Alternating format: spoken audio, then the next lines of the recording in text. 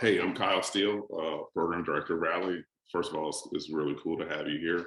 One of the things I would love to be able to tell you is about Rally, like why do we exist? And reason is because what we want to do is work with um, entrepreneurs who are super passionate in the very early stages of their development of their products and services to help them become sustainable and create positive social change.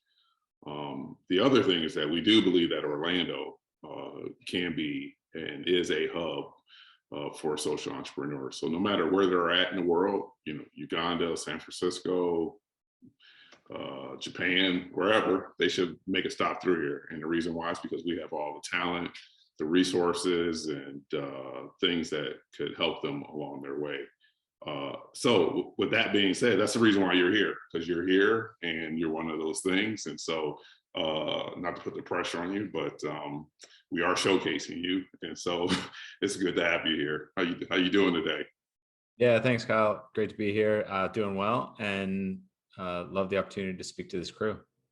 Oh, awesome. So one of the things we love, or one of the areas we love to start these conversations with is a question that that you have not thought about in a long time.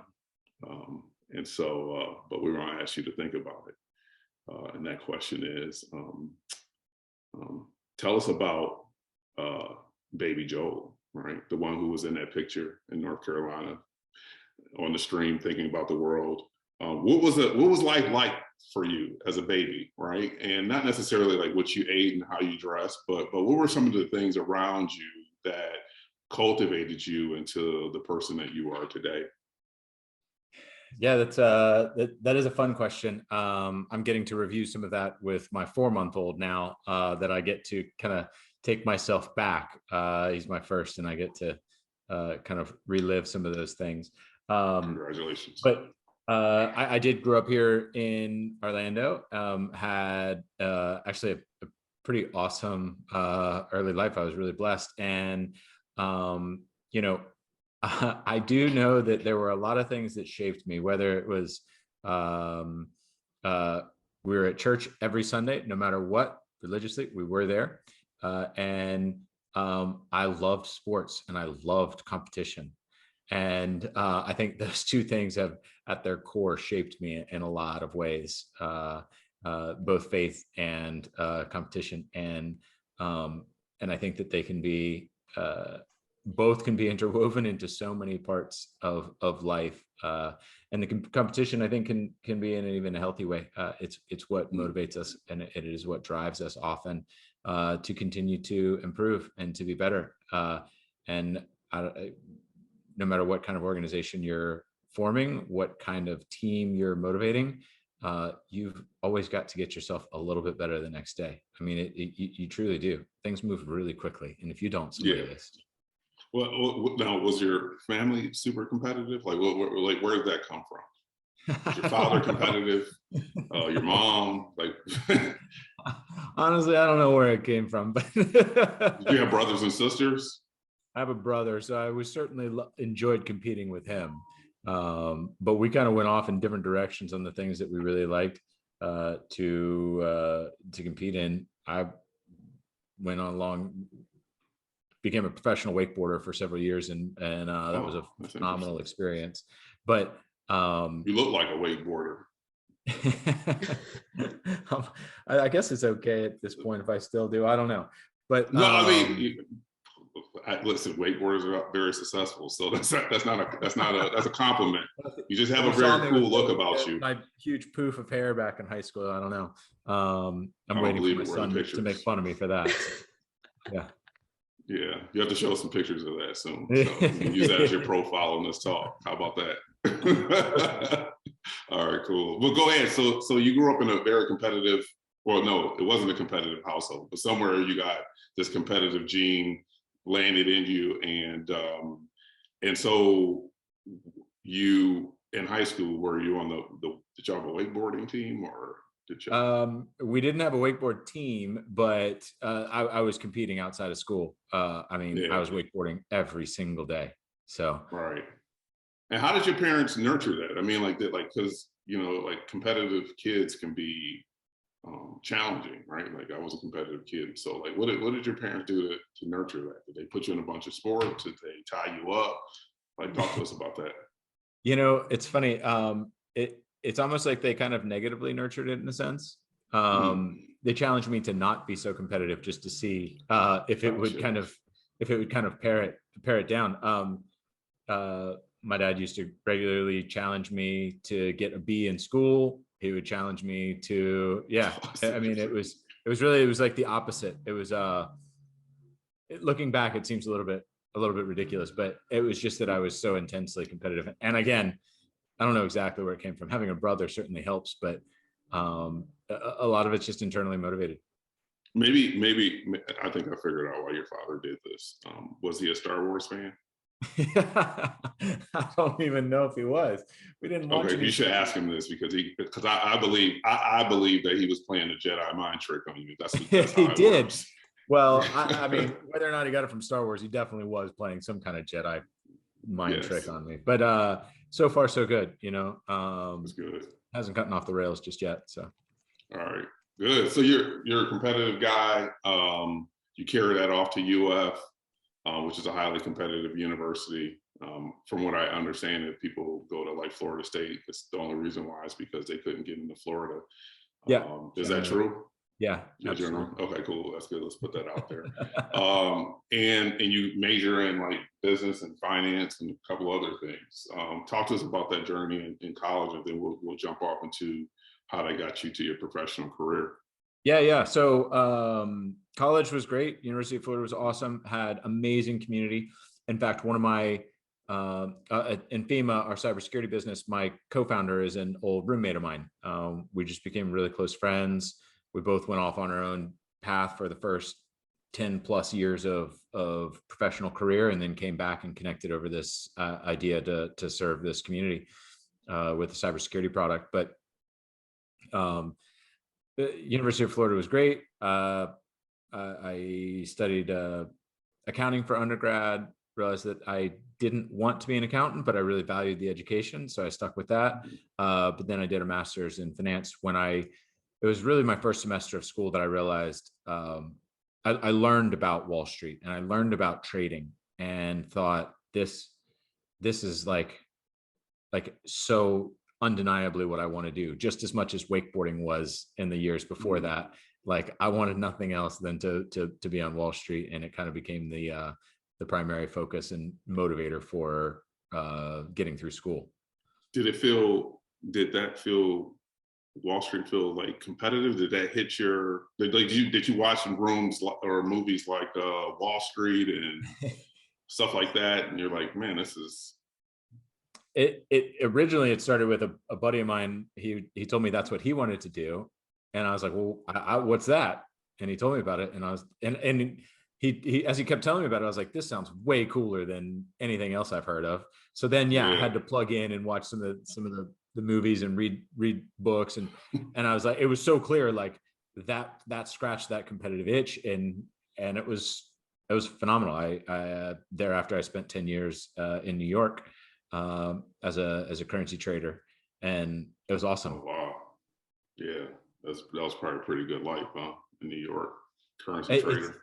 it's intense. I think it was great for that stage of life, but doing that for 10 years, I Yeah. had a mentor when I was at UF, a guy who was just an awesome man who I met randomly, and it just so happened that he had spent 7 years in New York beforehand, and he told me he got 14 years of experience in that time. So I think I can claim that in my 10 years, I got 20 years of experience. Oh man, that's good. That's good. That's good. At some point, okay, so you went to New York, had this finance or currency trading career, and then at some point, you're like, I got to get out of here, It was right? exactly like that. What was Yeah. it? What motivated that? One final cold winter when I realized, like, I really enjoy life down here in Florida, where the family is, where there's lakes and everything. And I think the intrigue of trading had finally just kind of worn down after doing it for 10 years, where, Mm-hmm. you're I was waking up at all sorts of crazy hours if I had a position on in Russia or in Korea or China or whatever. Yeah. And it's really cool for a little while when you're getting calls in the middle of the night and you can tell people, oh, somebody had to call me from London today. But later on, like it's definitely not Yeah. that cool when you're in your 30s, I think so. Wait, were you married at that time? No. Oh, okay. So that's why it worked. Fortunately, I wasn't. I don't think it would have been I don't think Yeah. it would have been. Especially with a 4-month-old, that definitely wouldn't work. So you came down here, better wakeboarding, less stressful life, and then what did you do? Let's talk to us about that. I learned a lot about transitions when I came back because I left, I spent 10 years up there. I thought my whole career forever would be in trading because I was so passionate about it. But eventually, as you were just kind of suggested and correctly, so that I just hit a point where it was like, man, it's time to go. And so, fortunately, I did have the flexibility because I didn't have a family at that time where I was able to just really take some time and be very thoughtful about what I would want to do. And I just started meeting with lots and lots of friends and mentors and kind of just talking through different ideas and not necessarily with a specific purpose right away. One of my mentors specifically said, do not choose anything for the first year, which was really hard. I figured next week I would start something and we'd get going. And in reality, it did take right up to about a year where we started those early conversations with Kevin, my business partner at our cybersecurity company, to start formulating what we would want to do, what community we wanted to protect, and how we would do so with our cybersecurity business. So that first year, though, was great as far as there was that itch for me to get back into doing something, but there was this kind of nice piece about knowing that I was in transition and was able to just absorb information without a specific end goal in mind, and learn how to sleep again. That was pretty critical. Yeah. So that transition period is interesting. I want to hover in there a little bit. So you very clearly knew that you were trying to figure out what's next, right? A mentor said, don't try to figure that out too fast, but sit in there. And your way of doing that was getting out the house and talking to a bunch of people and getting an idea. But it's clear that you were trying to figure out what was next. You kind of alluded to it a little bit that the currency trading thing wasn't the right thing to do. That you felt like there were some things about that just didn't align with what you were. Did you feel like there was a purpose or a component of your life that you were searching for more meaning in your work, and you felt like currency trading wasn't necessarily it? And did that form pieces of this kind of pause, this quiet period where you were searching? Somebody had told me early on to pick the person you want to be like on the trading floor and just kind of be around them. And so I ended up having some mentors on the trading floor who didn't even know they were my mentors because I was just following their every move. When I was very focused on just learning how to trade, that was great. But as I progressed and I knew how to trade and I had the roles that allowed me to do what I wanted to do, I started looking at whose life I wanted to emulate. And I couldn't really find anybody in that world whose life I really was like, that's who I want to be like. So I realized that I was probably rolling the dice and going to turn out not in a way that I wanted to. And then to go a little bit deeper on exactly what you're suggesting, how trading, in my view, doesn't have an intrinsic good to what it is. It's not there's nothing that's intrinsically bad, but there is no intrinsic good. You're not actually creating anything other than you and I are just trading money back and forth. And whoever was smarter, better, luckier that day made a little bit more. The broker makes a little commission and one of us walks away with a little bit more or a little bit less. There's a reason to have those things. We need to be able to move in this case, we need to be able to move sums of money across borders and have efficient ways of transferring cash from one to the other in this case, because I was a currency trader. But I wasn't actually creating something. And that really struck me. And that's something that I wanted to have as a difference in kind of the next stage of life. Yeah. So then you have this conversation with your partner, or you didn't know it was your partner at the time. It was just some guy you met at Cracker Barrel or wherever. Like, where'd you meet him at? So this partner was my roommate at University of Florida. Gotcha. Okay, gotcha. And so then you two start talking about the world that you could create together, maybe, and saw that there's some things there. Like, what was driving that discussion that ultimately led you to creating cybersecurity for the group that you were targeting? Like walk us through that conversation. Yeah. So Kevin, my partner, is absolutely brilliant, and he had spent a decade plus protecting our intelligence community. So the way that I like to put it is, you've seen the Jason Bourne movies.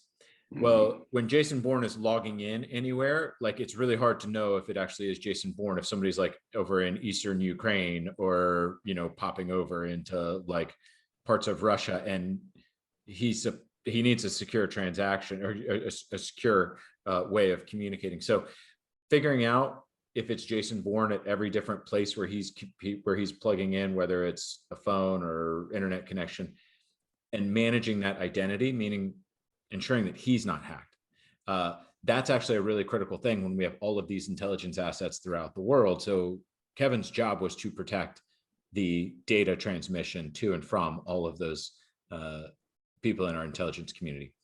So he was wait, stop. Just, nobody's gonna run into our house in black suits soon just because you just relayed that information to us, right? I just felt like that's something very important that you just let us into. I know up to the point of confidentiality. To keep men in black from running into our places, right?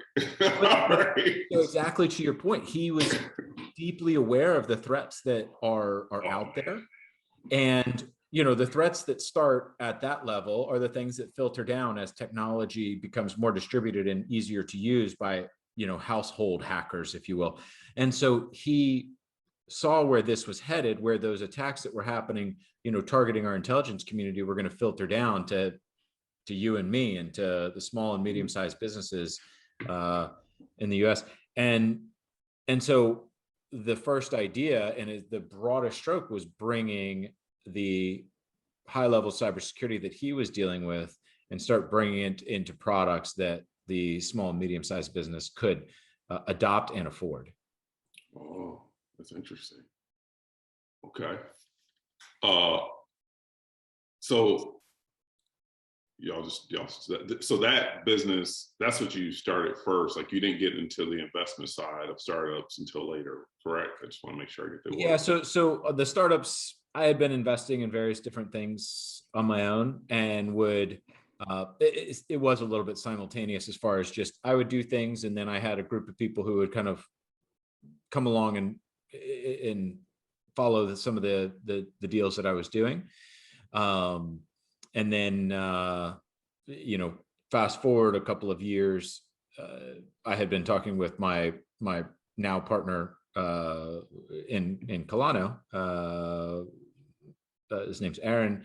He and I had met at church and kept talking about different deals that we were doing. And he was working at a venture capital firm. And just through some really awesome series of events, we decided, like 3 years ago, that, hey, we should do this together. And so yeah.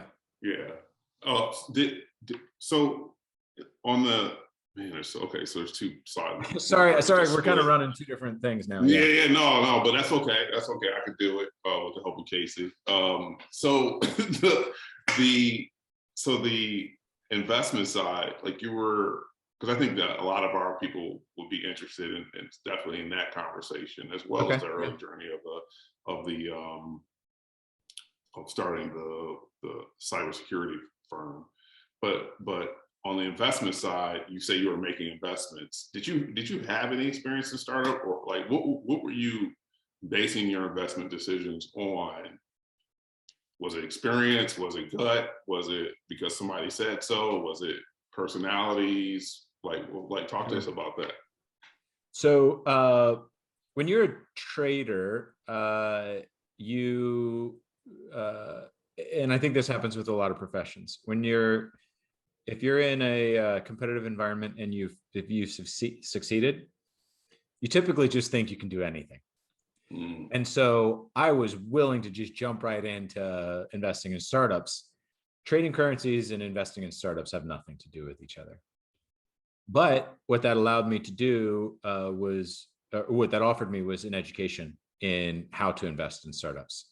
So I've now, we started Colano 3 years ago, but I've probably been investing in early stage companies for, I don't know, 10 to 15 years, something along those lines. So because I started doing that when I was in New York as well. And so I got to see, when I look back at my early investments, I realized like there wasn't necessarily a common thread in there so much as, somebody might've made a good pitch and I just, bit. Some of them worked, some of them didn't. But it forced me then to really learn from those mistakes. I always in trading and in our venture portfolio, I spend a lot of time on the losers, sort of post-mortems, even after something is gone and dead, to understand my own thinking and what it is that I can improve in my own process. And so, in fact, even in our quarterly reports with Colano, we will highlight the losers first, and our investors have even suggested that we stop. But I can't stop that because I need to make sure that it's not to rub my own nose in it, but more so to just highlight to myself, to remind myself that we will always continue making mistakes, but we just need to make better and better mistakes. Now, what are some of the things that you learned? I mean, like that in terms of like, how do you formulate your thesis, investment thesis, and the things that you don't like and like, tell us about some of those learnings. Yeah. So as far as, the sectors in which we invest, we're picking sectors where we believe we can bring strategic value to somebody. As an example, within Colano, we've got several portfolio companies in the ad tech and gaming space. Well, there's a lot of value that we can start creating as we find other companies that are either tangential or complementary to those others that we're working with, and being able to plug in organizations either to work together or just to collaborate, whether or not one becomes the client of the other, or just simply to collaborate because they're in the same space and can kind of have some trusted conversations. But it allows us to also step into something with some knowledge versus just coming in blindly to any kind of organization. So what we're essentially starting with is sort of spheres of knowledge that we want to continue to expand and operate out of those. So that's a key component. Very often, we can see stuff that's really cool, and we use an example of a company that this woman had created, and it's going really well. Basically, a flower, for lack of better ways to put it, a flower delivery company, but it was done in a very cool way, and basically it allowed people to just create bouquets and then have them very quickly and have them delivered for 1/10 of the cost of what people would otherwise be paying. But she had a lot of tech in there that made it very, very interesting. We thought it was cool.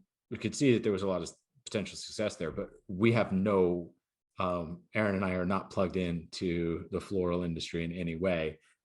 So we did not invest.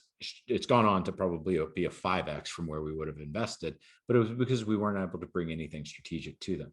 So I believe that it's key to be in a realm where you can bring strategic value or we can at least bring other collaborators to the table who do have something that's strategic to bring to Yeah. bear.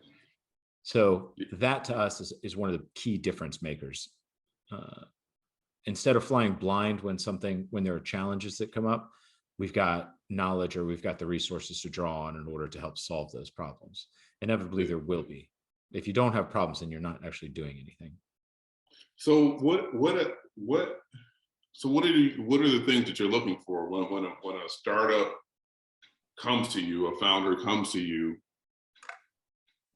Give us 2, 3, 4 things that you're fixated on, and then unpack them a little bit. Don't feel the need to rush through them, but give us like 3 or 4 if you only have 2. But let's We unpack invested each one. relatively. Yeah, sure. Sorry to talk over you, but we invested a relatively early stage. So there's some products. To you, that's what. So for you, when you say early stage, yeah, we want to see the way we kind of define it would be, in a venture funding stage, it's around the seed stage, but typically we like to see a product that's demonstrated product market fit. So you're actually seeing that there is market demand for your product. And that can be deceptively difficult sometimes because we always will start with selling to those who are kind of close to us, and they're like, well, Kyle, I believe in you. I'll buy this product. Why not? But it's being able to expand outside of that and also see that there's consistency in the product. You're not making something that's bespoke for every single different one of your clients, unless of course it's a very high priced item where you're able to actually do that and you're compensated for it. But typically in the technology space, we're looking for things that are repeatable. So you need to see that you're able to actually hit product market fit, and we typically like to see post revenue so that there's just that validation. But again, we want to see revenue that's coming not just from sort of friends and family type of group. So that's kind of where we sit when it comes that's to everything right there. Just because I want to unpack what you just said a little bit is that one of the things we talk to our fellows about is trying to find scalable, repeatable, a process that leads to that, where you have a scalable, repeatable process, and then also product market fit. And as you said, it's not bespoke to any individual user. So like trying to find common denominators that you can deliver to people consistently. And you might add on other things, but those could be add-on features or features at a later date. But when you say traction, for you, does traction represent is a dollar exchange, a money exchange, or is it something else? It can be represented by cash, by revenue, but right. It at its core, it's actually seeing that your product is hitting a need, it's scratching an itch, it's filling a void that people are latching onto and showing, and there's representative demand for that product, which typically means you're seeing growth. You're seeing growth in demand for that product, on a relatively consistent basis. If it's not weekly, then it's monthly, and it at least it's quarterly, kind of depending on the amount of work to adopt that technology or that service. But revenue is one component, is one indicator often, but in reality, we've got some groups that we've invested in where we're not turning on the revenue engine. We want to get users. So we want to actually be looking at, how organically are we growing users, or how much does it cost to acquire those users? And then how much time are they spending with the product? And you want to see that there's real drive from the community to engage with and adopt your product. And, one of the best things to do is consistently get customer feedback. In fact, we, as a VC, will typically go and speak with a couple of customers and just, hey, what need is this fitting for you? What is the itch that it's scratching, if you will? What is it saving you from having to do otherwise? Or what did it fill the void of? And those things are really helpful, because what's interesting is often there can be this disconnect between what the founder or team thinks they're doing and what the customer's value is. That's not necessarily a bad thing, but it's really key to understand what the customer is valuing, because you need to be building for more of those things.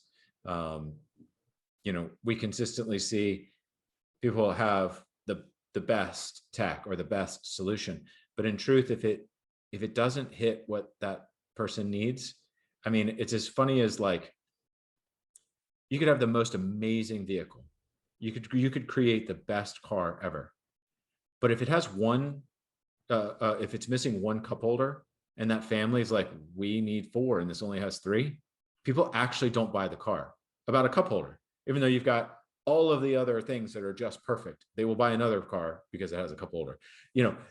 If there are things that are that key for your demographic, for your buyer group, for your customer set, you just have to serve them. Even though if you're like, that doesn't make sense, we don't need the extra cup holder, we don't need the extra whatever little additional thing, but it's understanding the value that they're receiving and then building for that. Yeah.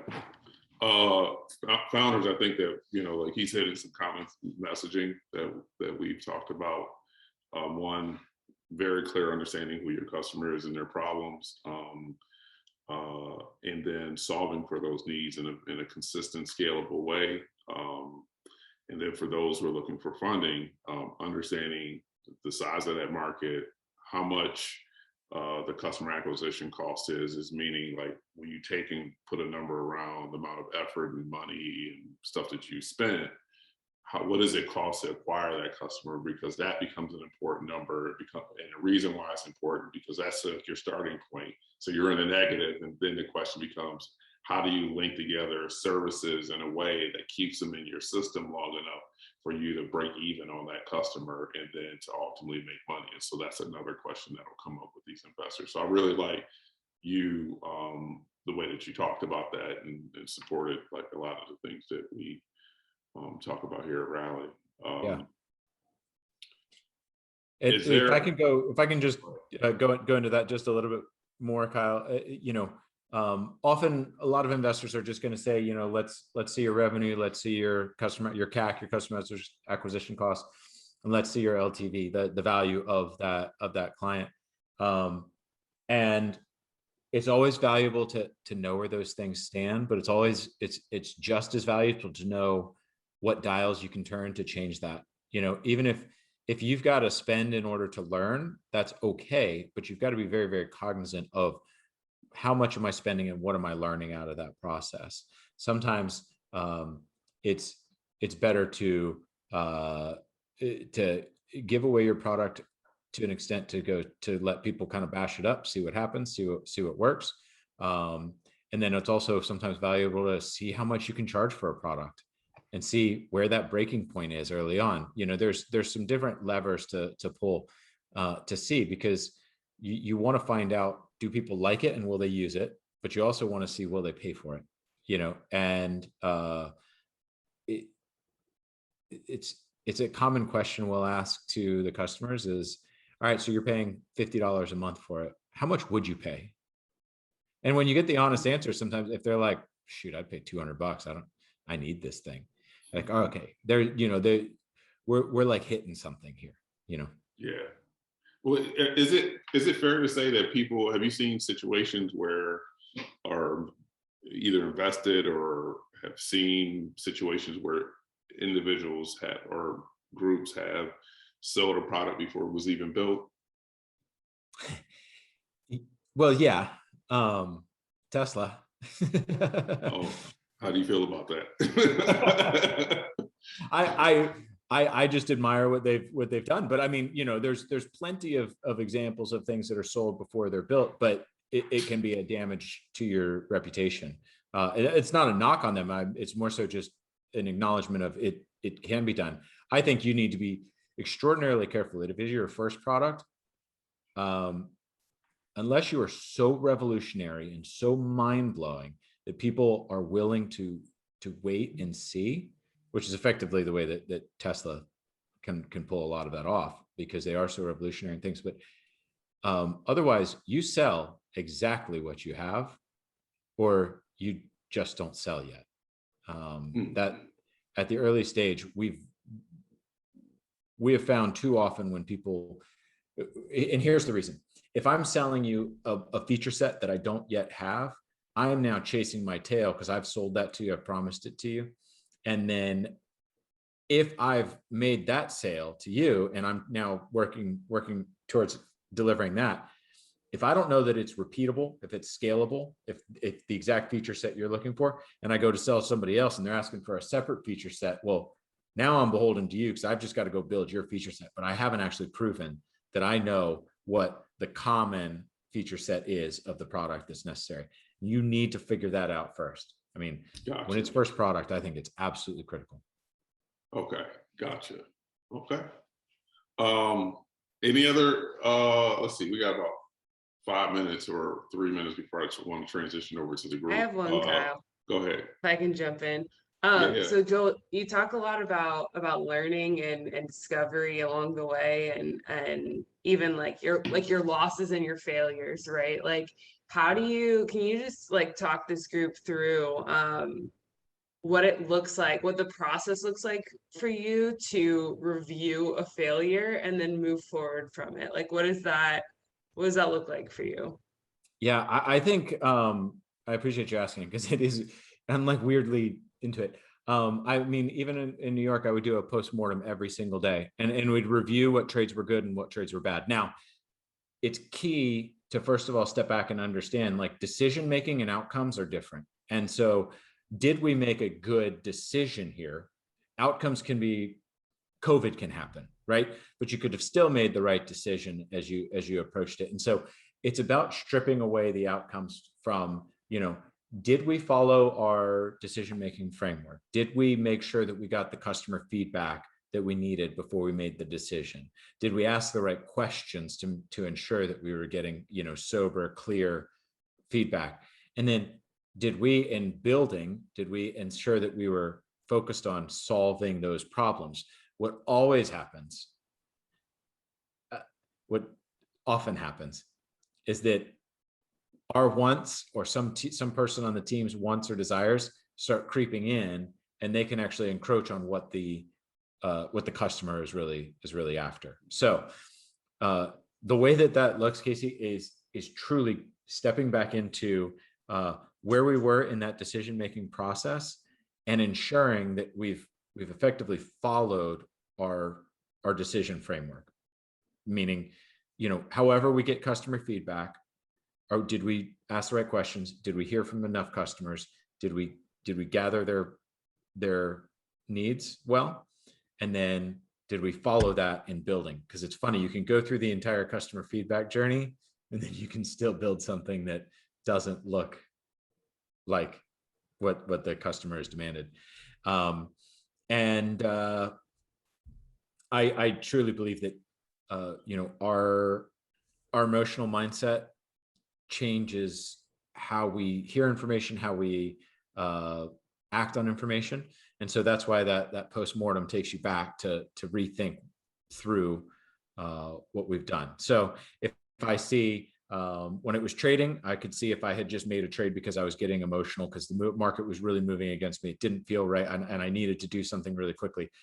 Whereas if I look back at what my plan was initially when I put the trade on, did I breach that? Did I go against what my plan was? That's where I need to be improving on my decision making. If it's in products that we're building now, I've seen products where I was just hammering our team that we had to build, and then we get it out and we build it, and it's just like, it's like a tree falling in the forest. It didn't do anything when like nobody cared. And it was all because it was something that I believed that I was hearing from the customers. But when we really looked back at our customer feedback, it was not that we needed this report just this way. They actually just wanted something that was a bit easier. And I went kind of the other way in that process. So I don't know if that's a little bit too abstract or if it kind of hits at least, but I do truly believe that it's a matter of looking back at your decision making and stripping it away from the outcomes. That's good. I want to open it up to the group here. Does anybody have any questions that they would love to be able to ask Joel? Switch homes. Okay, yeah, I had a question. I took a note down when you said, because it stood out with me, when they sell a car and shows 3 cup holders in the 4th one and they won't even buy it. That's huge. What would be your advice if I've designed a product to where it's a finished product, but the customer wants to add in something? How should I go about trying to modify such accommodations to get a sale? So it's a great question. The first step to me is to do whatever you can to make sure that they won't buy it as is. Like that they're just like, absolutely not, this doesn't hit what we need. Okay, fine. Like, because often what people will do at early stage, this can be a challenging thing. You know, I'm not a great salesperson, but you're always, when you're one of the founders, you've got to be a salesperson. But when somebody's talking to you early stage and they want to, you're sharing with them your product, it's hard to just say, this is all we have. I mean, not in those words, but this is what we have, and not immediately go into, here's all the other things, because you're a visionary. That's why you're in this seat. But you're like, here are all the other things. And they're like, oh, that sounds cool what you have, but I kind of want that, and that feature too. So I think the starting point is to say, here's what we have, because you've been thoughtful about building the product where you are. Here's what we have. And you find out, do they want it or do they not want it? If you can get in front of enough, and enough kind of depends on, you know, what your scale is. You know, if you're selling something for $1 a month, you know, enough is something in the thousands. If you're selling something for $100 a month, you know, you might need several dozen in order to kind of like get in front of people in order to determine their true feedback. So sorry, I want to make sure that I get it all the way through, because it's a great question. So first is, can you sell it to them? Are they just absolutely not, I will not buy unless you have this feature or that feature?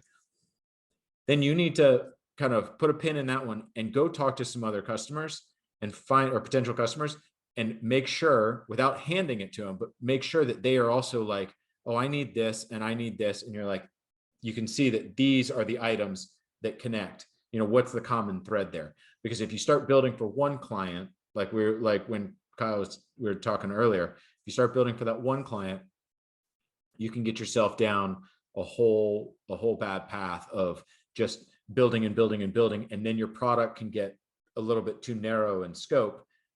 If you have a broader audience, you need to always be building for the things that fit that broad audience. And until you have your specific persona, your customer persona, which you've just got to be learning through this whole product market fit, it's hard to know exactly what to build.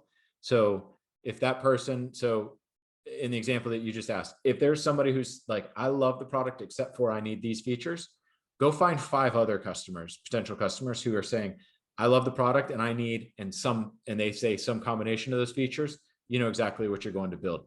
It's a beautiful thing. Cool. If I could, I think Sterling raised his hand. Go ahead, Sterling. Yeah, I actually wanted to just reinforce what you were just saying, Joel. I can't count the number of mistakes I and fellow business entrepreneurs have made by trying to sell what we don't have yet. That I have got to the point where I've literally made that as a mantra sometimes with Sean and some of my other business partners: sell what we have. Because kind of by definition, entrepreneurs see farther. They see something, right, that other people don't. So almost by definition, we are keyed to then talk about it. Like if you're talking to an investor, you do want to talk about what you don't have. If we're talking to Rally, we're talking about what we don't have, but that's the exact opposite of what we want to be doing when we're talking to customers. Most of the time, we want to be selling what you do have. And I can't count the number of times I've looked back and gone, wait a second, what we had already was better than what they currently have, would solve their problem. And now that I've sold them on all the things I don't have yet, now they're like, well, I'm going to wait to buy your product until it has all the stuff you just said it could have, when they could have bought what we had today and would have actually been better than served their need. So I have made that mistake. I have watched business partners make that mistake. And unfortunately, I think we as entrepreneurs are programmed to make that mistake. And so I really just want to emphasize how true that is, Joel. That's good, Sterling. I'll give one little anecdote before the next question, because I love learning from some of the greats, because there are a lot of really, really great founders that we get to see in this generation. It's amazing. So the team at Airbnb, they were in Y Combinator as they were getting going. And as they tell this in one of the podcasts, is Paul Graham, who's been like the sage for all of these guys, goes, okay, where are your customers? They're like, well, they're all in New York. They're all over in New York City. Well, that, it makes sense that Airbnb might work in some places, as it was early when it was Air Bed and Breakfast, that at early stage, it might have only worked for some. It didn't work for all. Well, he goes, well, you need to go be talking to your customers. So they would every week they would go fly out from California out to New York and go spend time with their customers. And they were grabbing bagels, coffee, beer, whatever, and just showing up at people's doors, and who were hosts for Airbnb at the time, when it was bare bones. And they would just come in and sit down with them and talk to them about product to find out what people wanted. And as Brian Chesky puts it, he goes, so we sit down with this one guy and he's like, oh, I was hoping I would get to talk to you. He pulls out a whole binder of all of his suggestions for what they should do to improve the experience for the hosts. And then Chesky goes, so we took that binder and went back to California, and that was our roadmap. It was beautiful. Wow. That is cool. Any other good questions? Let's see here. Yeah, I have a question on leadership, Joel. So I know for VCs, it's like important. The team's really important. But you've had an interesting journey as well. So one of the things you said was pick a person you want to be like and follow them. So I'm interested in learning how that changed for you, like that type of person you were looking for changed for you once you got back to Orlando. But before that, just want to honor you for a second. So Joel, since meeting him, was someone that I wanted to follow. And the reason why was because I learned from some people at church that he was like a VC and a tech entrepreneur and doing all this amazing stuff. But the Joel I knew was willing to stand in the front of service and usher people into their seats every Sunday. So it was like he was like he was just there as a leader, was just there to serve. So I'm interested in knowing what you were looking for in those people once you made that transition. Well, I appreciate that, Casey. That's really generous. But you're saying what I was looking for in those who I wanted to emulate, who I wanted to and maybe even like how is that how have you used that to like look at teams differently that you're looking to invest in? Yeah, absolutely. I have one example here in town who's just awesome, and I've learned a ton from him. There's an organization called VaxCare. It's run by a guy named Casey Deloach. And he's just a superstar. I've known him for a long time and have gotten to follow the journey of VaxCare. And when I unplugged from Wall Street, it's so interesting how we have tunnel vision on so many, on the things that seem important to us at the time. And when I was able to unplug from Wall Street and see, okay, one, I just needed to see there's a different way. Like Wall Street doesn't have to be the ultimate way that I make a career and support a family and all of that. And then when I came back here, I was able to plug in a little bit more and see how some of our friends were running businesses or had been building teams. And VaxCare really stood out to me because I had seen their journey and seeing how Casey has built and truly served that team in really, really remarkable ways, to now being quite a large organization, and all built here in Orlando. I was able to see from a well-rounded perspective of what he was doing internally at the company and how he was building teams. And then I met some employees and how they viewed him and how he responded to them and how he was cultivating talent. But then at the other side, seeing what he was doing with family. And to me, being able to do both of those things, of build an organization that actually served its clients and served its employees, while being 100% still building your family. Those are challenging things in our time, I think, to balance. But I was able to learn where that mindset has to be to start, and then understand truly that there has to be something that is bigger to you than the business, than the organization. The organization is important. There has to be something that is bigger, and it can trump what's happening at the organization. And, you know, to me, knowing that that was going to be family, that is a healthy place to be. It's a hard balance, but it's a healthy place to be. And so when I was actually able to see people do that, to live that out, that was really critical to me. Yeah, I want to double tap on that a little bit.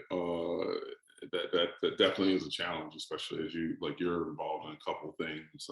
Myself, I'm involved in quite a few things and trying to figure out what's the balance, right? I have a family that I have to attend to and also grow. And for me, I was like, all of it's important, right? And the question for me is, how do I find the rhythm, right? How do I know when to rest things and to activate things, right? I can't be with my family all the time, then I go broke. I can't be at work all the time, then I lose my family, right? I can't sleep all day because then I go broke, but sleep is good, right? You know, like, and I can't just run 18 hours a day without sleep because then I'll fall apart. And so for me, it was just about finding the rhythm, right, of things. And especially as an entrepreneur, it is a tension that I constantly live with, because some days I do it good and some days I don't do it well, but it is a tension. And I think it's okay that some days I'm better and worse at it, but the fact is that I live with the tension. I think that's the most important component of it, because this is hard work.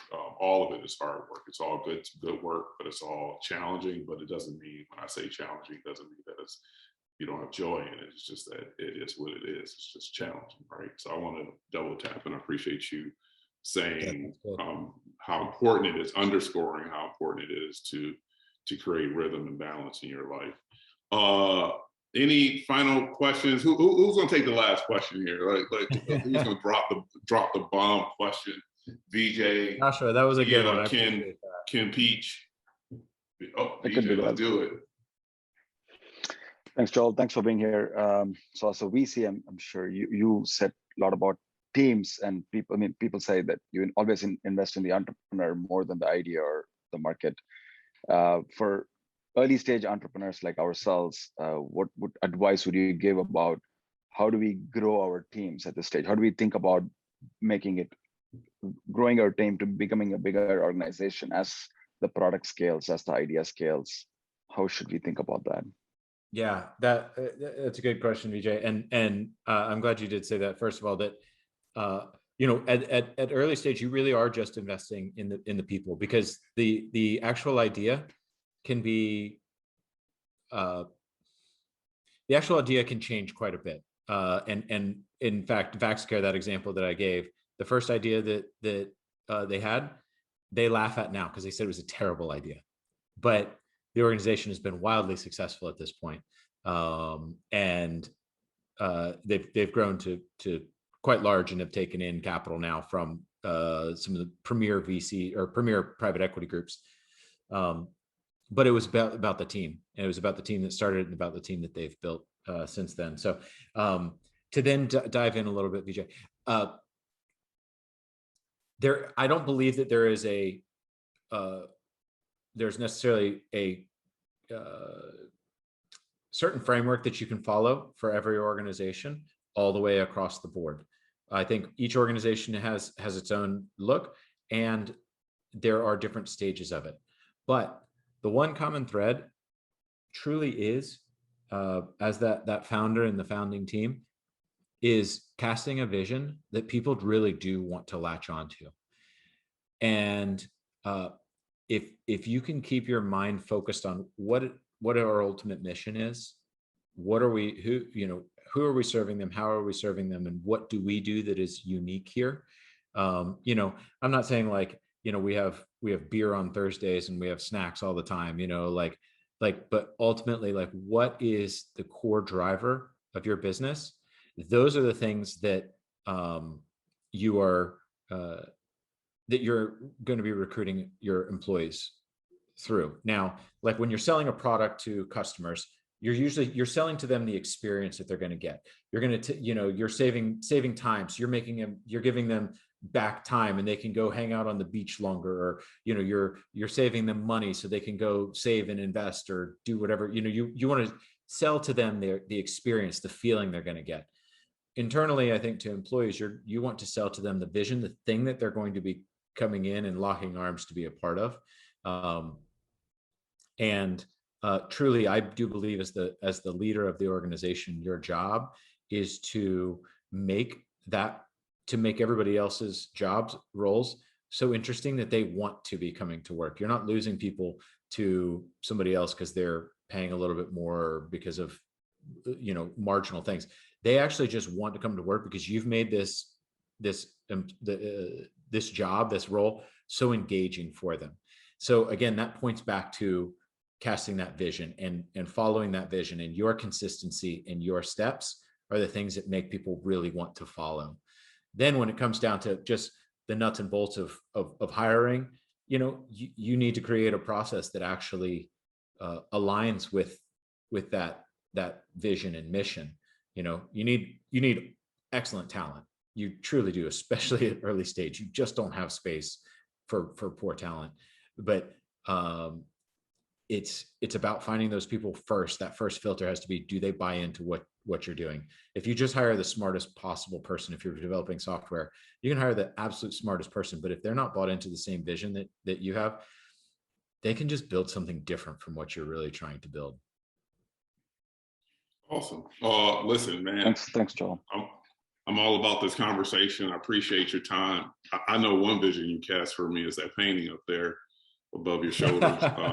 My vision is to be at that creek or that river this fall. I'm gonna try to work really hard to do it. So I appreciate you for casting that vision for me. And then I also appreciate you for casting the vision for our fellows and helping them to be able to understand the importance of that. And then what they need to be bringing to the table. So appreciate you, man. Thanks, any final words in 10 seconds? Anything you'd like to say to these folks before you depart? Hey, look, you're in the midst of one of the coolest experiences, and truly, it's like being focused on the decisions and not the outcomes. You cannot ensure that your startup succeeds as it currently looks, but it's a matter of making good decisions all the way along. And certainly don't sacrifice the important things for it. Thank you. Well, thanks for letting us know that, and thank you for letting the world know why they should stop through Orlando. Appreciate you being here. Thanks, Kyle. Thanks, guys.